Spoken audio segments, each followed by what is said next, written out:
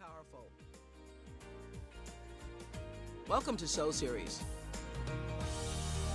Welcome back to my Soul Series, our weekly half hour, to be able to delve into, all things really spiritual, to challenge the status quo. That's what this show is all about, to connect to higher ground and thereby elevate the value of our experience here and now. The here and now, that's an expression that's achieved in almost, cult-like status in our lexicon. But as in any case, when phrases are used and overused in a culture, sometimes they tend to lose their influence and their impact. And people just sort of toss about the here and the now as a reference in time without actually considering, I think, the magnitude of what those words really represent.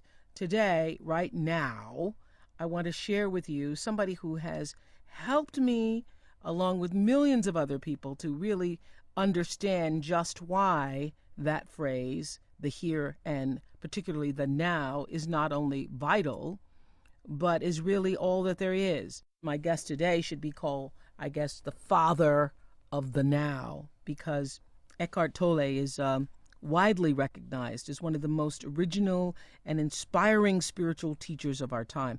I personally think that you are a prophet, Mr. Tolle. And I was first introduced to your teachings back in the year 2000 when actress Meg Ryan was on my show, and she told me about this book. We were in a commercial break. I don't even know how the subject came up, but she mentioned the power of now and how it was really having a big impact on her life. And so I went right out and I got the book right away. And I put it in my magazine as on the O list. And I think I even listed as a favorite thing for Christmas for all of our viewers. The Power of Now, A Guide to Spiritual Enlightenment, would have to be one of the most transformative books in my life. It's always by my bedside, no matter where I am. I carry it with me. I was just saying before I was introducing you, Eckhart, that I wished I had my original copy, because I've bought so many copies since the first copy. But my original copy, I had so many yellow markings in it for highlighting every sentence. I just thought, well, why don't I just finish reading the book instead of highlighting everything? Welcome to our Soul Series. Thank you so much for joining us. Thank you. Well, there's so much I want to talk to you about.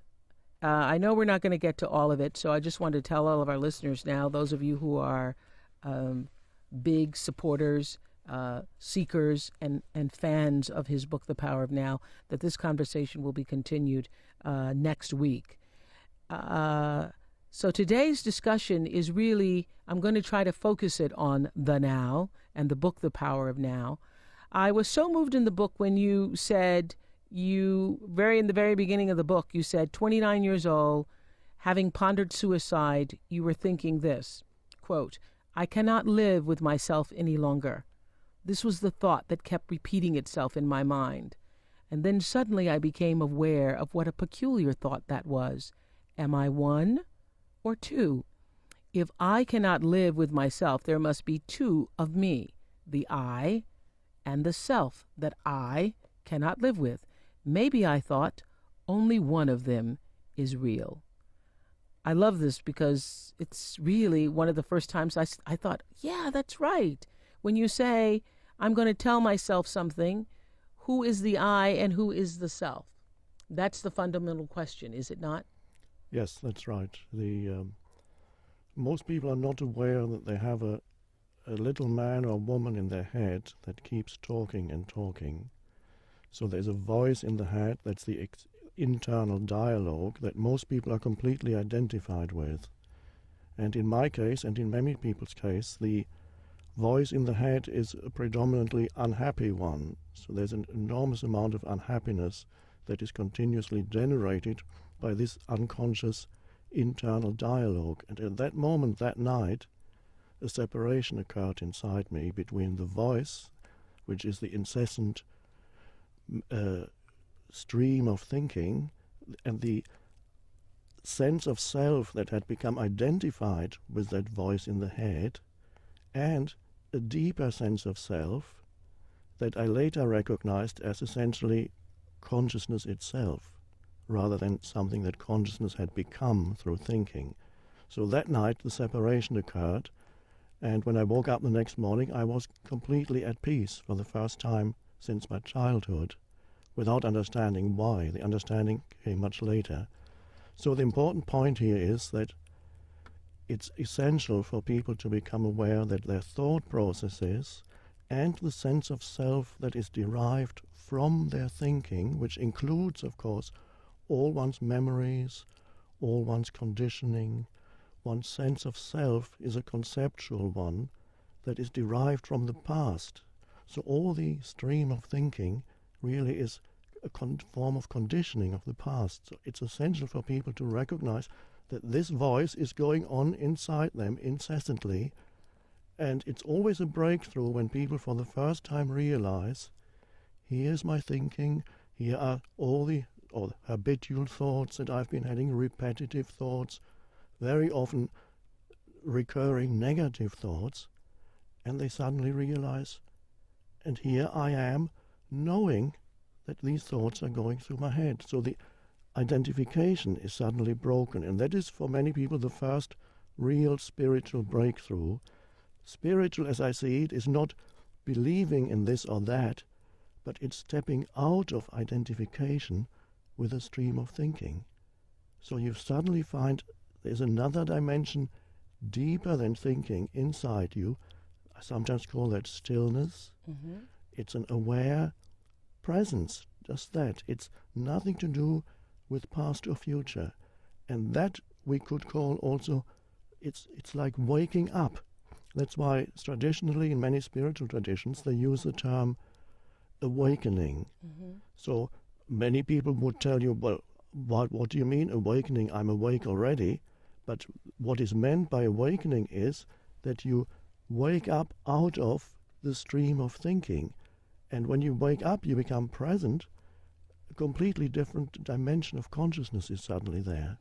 Well, I recall in Stillness Speaks, you talk about the awareness. Stillness Speaks, the book Stillness Speaks is all about that awareness. Yes. And I love the line where you say, once you recognize, I'm paraphrasing, of course, that voice, and that you are the observer of that voice, that very awareness is you. That's right. And not the voice. So you recognize as essentially there's something inside you that has its place. It's the stream of thinking. Right. It's connected with the past. Mm-hmm. It contains all your memories. It contains all reactive patterns. It contains old emotions and so on. They're all part of that.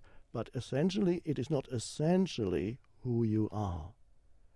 And that's an amazing realization. Now, the mind, of course, may then ask, well, then tell me who I am. That's the big question. I'm talking to Eckhart Tolle, author of Power of Now. So what is the answer to that question? Well, the answer to that question is who you are cannot be defined through thinking or through mental labels or mental definitions, because it is beyond that. It is the very sense of beingness or presence that is there when you become conscious of the present moment. It's intrinsically one with what we call the present moment.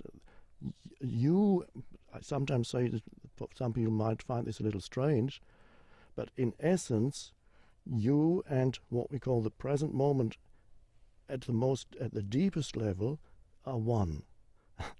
Because you are the consciousness out of which everything comes. Every thought comes out of that consciousness that you are. Every thought disappears back into that space of consciousness that you are. So essentially you are a conscious, aware space. And all your sense perceptions, all your thinking, all your emotions happen, they come and go in that aware space. Yeah. Yes. Well, did it feel like, Eckhart, when this happened to you, that moment of realization where you realized the voice was separate from the awareness, that moment that you speak about in the beginning of the book, did it literally blow your mind? Yes, it did.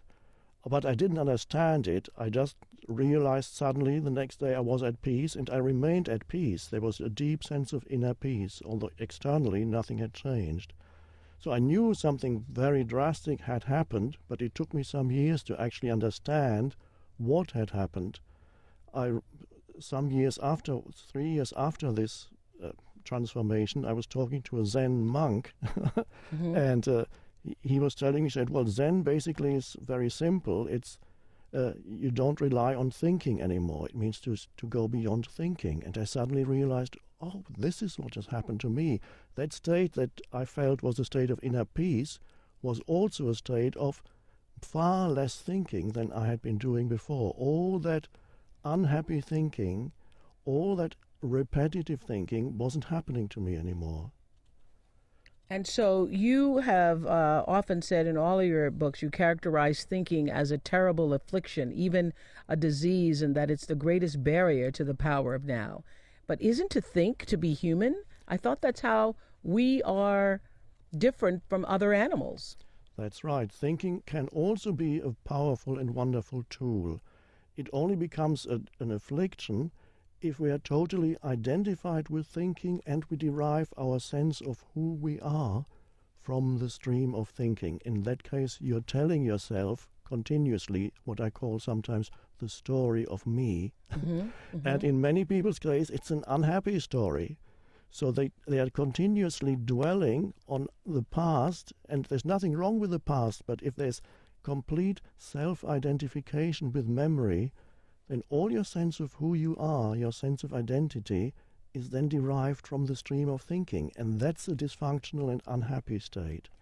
So when you step out of identification with that and you realize for the first time, I'm actually the presence behind thinking, Mm-hmm. then you are able to use thinking when it's helpful and needed, and it can be a wonderful thing. But you're no longer, I'll put it in extreme terms, but it's true, you are no longer then possessed by the thinking mind. The thinking mind is then a servant or a helpful tool which you can use. It's useful for many situations in this world, Mm-hmm. but you can't find yourself in there. And also, if you can never beyond the thinking mind, it interferes with relationships. It creates continuous conflict in relationships if there is no sense of space in the relationship. Say that again. If there's no sense of space. No sense of space, that spacious, aware presence that you can bring to the relationship. For example, when you listen to someone, Mm-hmm. you listen to your partner or you listen to a friend or just an acquaintance, can you be there as the aware space that is listening, or are you, while the other person is speaking, continuously thinking, preparing the next thing you're going to say? Are you judging and evaluating what you're hearing? Are you just interested in your own aims and purposes? Or can you be there as the space for the other person? And I would say that's the greatest gift you can give a person. It is especially important for parents and children, but also very important in intimate relationships. Can you be there as the space, the aware, conscious space for the other person? For example, while you listen to the other person, can you listen in that simple state of alertness in which you're not judging what you're listening to? You're then there as a presence rather than as a person. Right. So there's the deeper level of awareness is there, and Yeah. that's what I call the space. I was going to say, you offer them that space in which you allow yourself to be connected to whatever it is they are offering. That's right. There's no judgment in that space. That's right. You're not defining the other person, and that's an enormous gift that you can give to another person. You're not imposing mental labels, judgments, definitions on the other person. Funny thing, as you know, so many people love their pets. And there's for many millions of people. So many people, I would be one of those people. Yes, me too. Okay. But now, for many people, that's the only area where they realize they can communicate and relate to another being, and that being is not judging them. Because the dog accepts you unconditionally as you are. I don't know if you've heard the saying, please God, make me into the person my dog thinks I am. So the people feel that sense of freedom when they relate to their pets because they are not being judged. Now, the animal, of course, is at a state prior to thinking, so that's why the animal can be there as the simple natural presence. But when a human being is there, the human being has moved beyond thinking, and that's the state of awareness. Well, but both these states are free of definitions and judgments. Jesus, of course, also talked a lot about the importance of not judging another person. Well, because since the power of now, so many people have been introduced to this very idea that you presented to us in this book, and are stimulated by the idea, and even I have had glimpses of that space. Oh, I'm sure you have. Yeah, glimpses of that space. But how can you live in that space? You seem to live in that space. Yes. Well, first of all, it's important to acknowledge and to be grateful for the glimpses of it when they happen. And then you can actually not just wait for the space to happen almost as a kind of grace that comes into your life, which sometimes does happen. Right. But you can also invite that space simply by bringing more presence into your life, which means more present moment awareness. For example, I recommend that people use little everyday activities that they do every day unconsciously and bring a conscious presence. When you wash your hands, when you make a cup of coffee, when you walk across a room, down the stairs, you're in the elevator, waiting for the elevator. These are all opportunities for, instead of indulging in thinking, being there as a still alert presence. Yes, like a lot of people, take showers in the morning. They're taking a shower, but they might as well already be in the office because they're thinking about, getting in their car and what am I going to do today? And That's right. what is my to-do list? Yes. Instead of being present in the shower, feeling the water, the essence of the water, the moment, whatever. That's right. So it's bringing little spaces into your everyday life, as many spaces as possible. I say, for example, when you get into your car, shut the door and be there for just half a minute. Feel your breathing, perhaps feel the energy inside your body. Look around, sky, the trees. All it takes is half a minute. And the mind might tell you, I don't have time. Yes. That's the mind talking to you. But I would suggest that even the busiest person has time for 30 seconds of space when they sit in their car, for example, or many other occasions. Well, I will have to tell you that I think it was the year 2000 I first read this book. And many, many, many times this book has saved me. I mean, the theories in The Power of Now have saved me. And today, as a matter of fact, I had, one of the most hectic days. But I remember waking up this morning thinking, oh, my God, I'm going to be so stressed. I'm going to be so stressed. I let that go. I let those thoughts go and just thought, I will just, for every moment of the day, be present now. Yes. That's a continuous refocusing on what really matters, what matters most in anybody's life, which is always now, the present moment.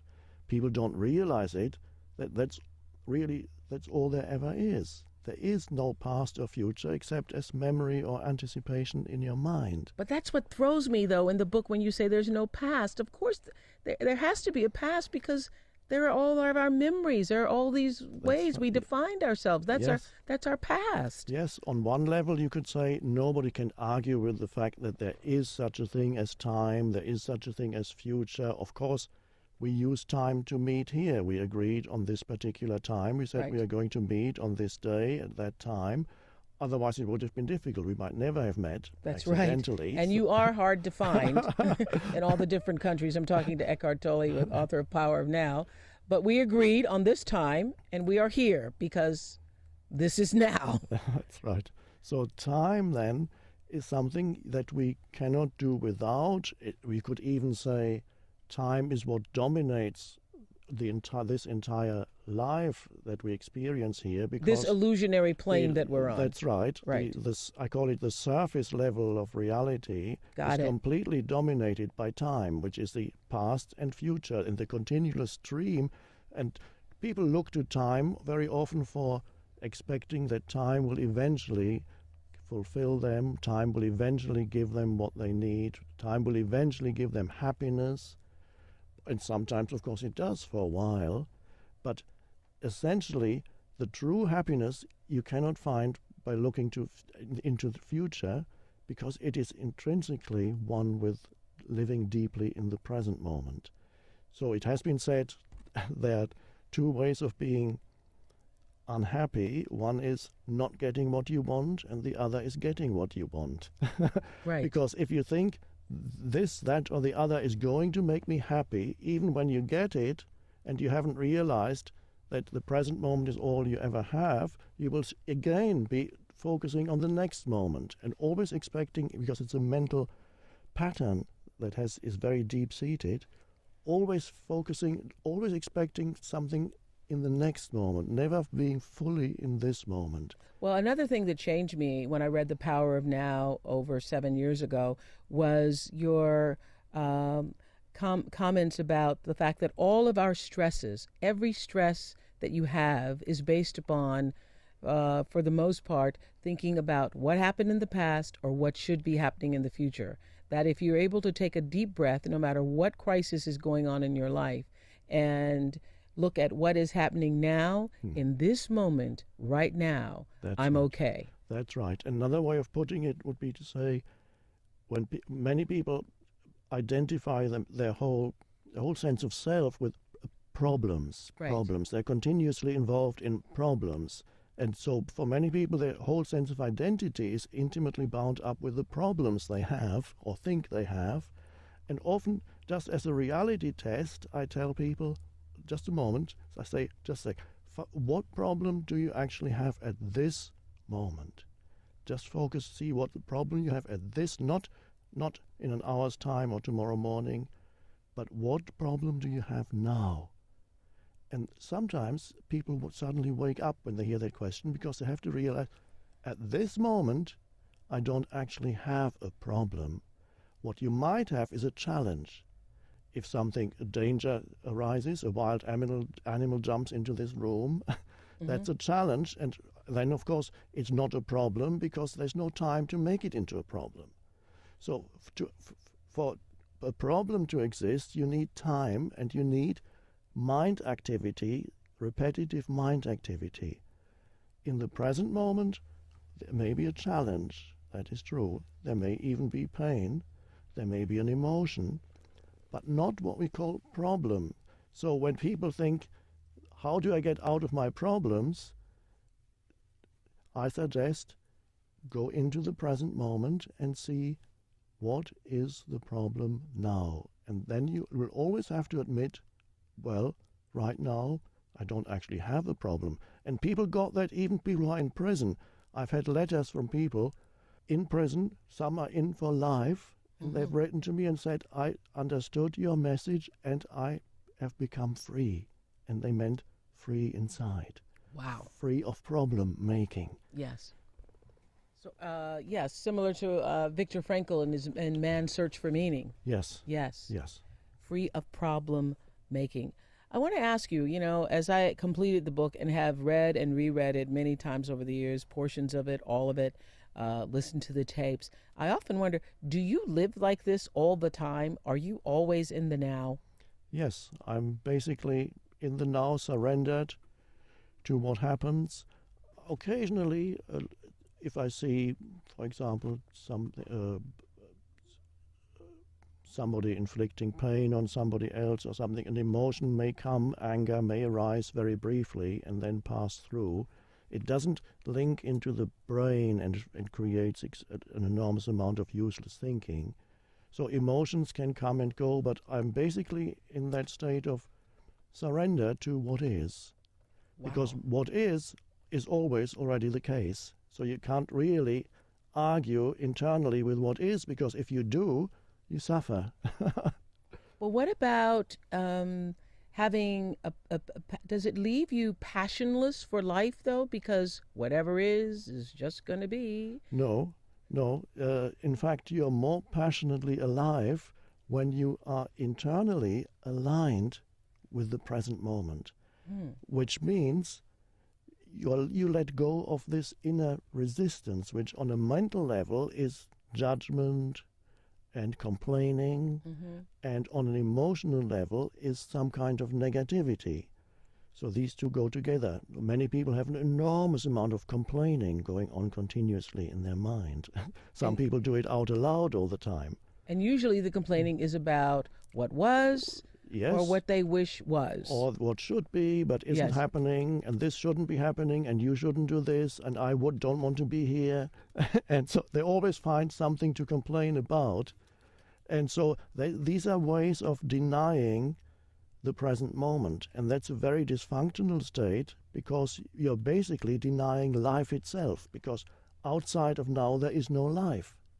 All right, then how do we plan for the future?